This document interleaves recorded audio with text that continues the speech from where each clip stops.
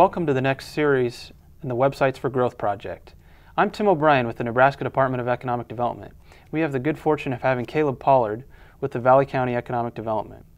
Caleb has been instrumental in this process and actually has been a pilot community to help further the content that you will find on websitesforgrowth.com. So I want to welcome Caleb.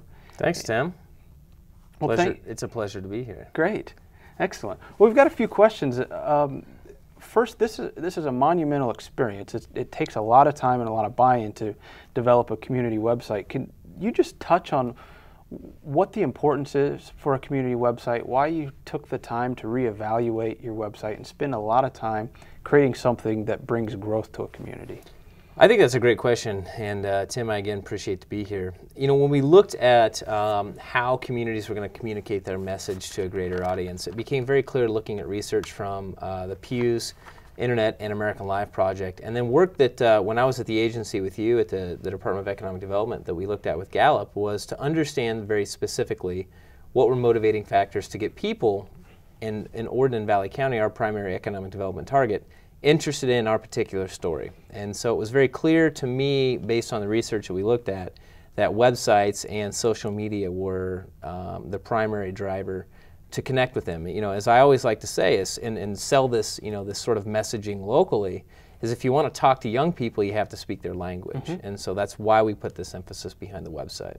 No, that's great. And our research has shown that everybody's looking to the web to make decisions. If you're recruiting new companies, if you're recruiting people, if you're recruiting a variety of tourists, everything's online. And it's just critical that it's got to look good, it's got to be presented, and it's got to be fun. Absolutely. And so we'll talk about the fun and social aspects in some of the next segments here today.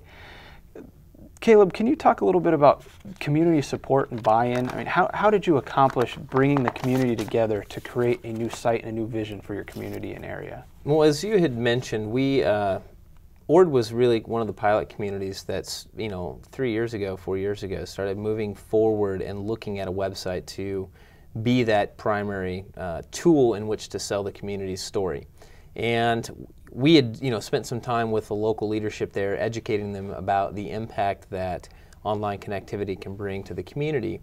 But I think even more importantly was that we made sure the business community understood that this could be an element to increase their business viability and their market reach with regard to being connected through our community website.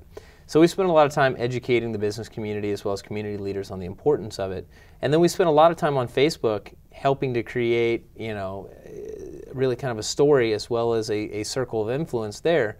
And now we've used that to not only promote our own website, but then help other businesses get integrated online and use social media as a communication method. Oh, great. How long did this process take? It seems like you laid a lot of groundwork and you've worked through it, but knowing your experience and helping with this curriculum on the Websites for Growth website, how long do you think a community could create a start to finish new website or refresh their old website? Well, I'll focus specifically on a new website because that was what our experience was, and depending on staff time, it's gonna leave an impact, and also whether or not you're gonna give full creative control to the developer to let it all happen. We spent about 6 months going through the creative design phase, then the narrative population, and then I think even more importantly is the interactive media component of it. Is we spent a lot of time, a lot of money, a lot of effort in growing our ability to capture digital media with photos and video. And so that really was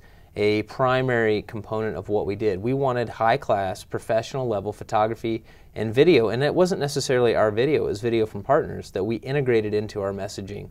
And it took all told from start to finish about 6 months. Okay, well that's a pretty good time frame.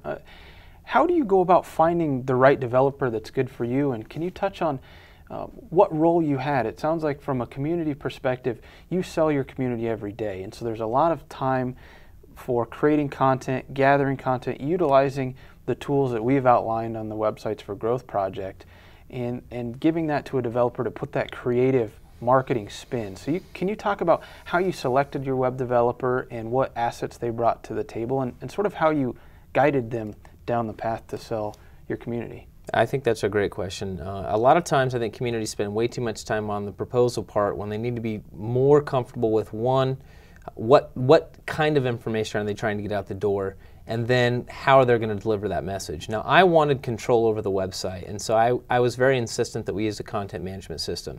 I'm a big fan of the WordPress platform, and that's what our prior blog and our now current website is built on because of a variety of reasons. So I really wanted the developer to keep that in mind. But I think also is that, in my experience, I'm there to use that as a tool for economic development and communicating our message, but I'm not a web developer. I'm not a creative designer. So I wanted to empower that firm that we hired to really go out and have free reign in kind of designing our brand and designing our message, because in my opinion, again, I'm not the professional. I'm a professional bringing people together and creating outcomes. And so we gave them really free reign. They gave us kind of a set of questions in terms of branding, in terms of our market audience, but we let them really kind of run the show in terms of what that output was from the creative design perspective. And then also, of course, cost. Cost is really important, and we've spent about $6,700 all told. But even I think more importantly is we spent an extra additional $1,500 to $2,000 on data creation, photos and video, so that the stuff that we put into the website was of value and of professional quality. Right. No, that's a very good point, and the absolute commitment of the community, that's where it's at, and that's why our particular curriculum talks about that content development, because you spent, I'm sure, hours and hours with your partners, your staff, pulling all these resources together to be able to sell a product in a community. And so that's something that, if you're going to work through a quality website, you got to think about the time commitment that you're going to have. It's not always the financial cost. Absolutely, and I get a lot of developers that will ask me, how do you make time for this? How do you make time for this? How do you make time for this? And I say, well, it's easy. It's all about prioritization.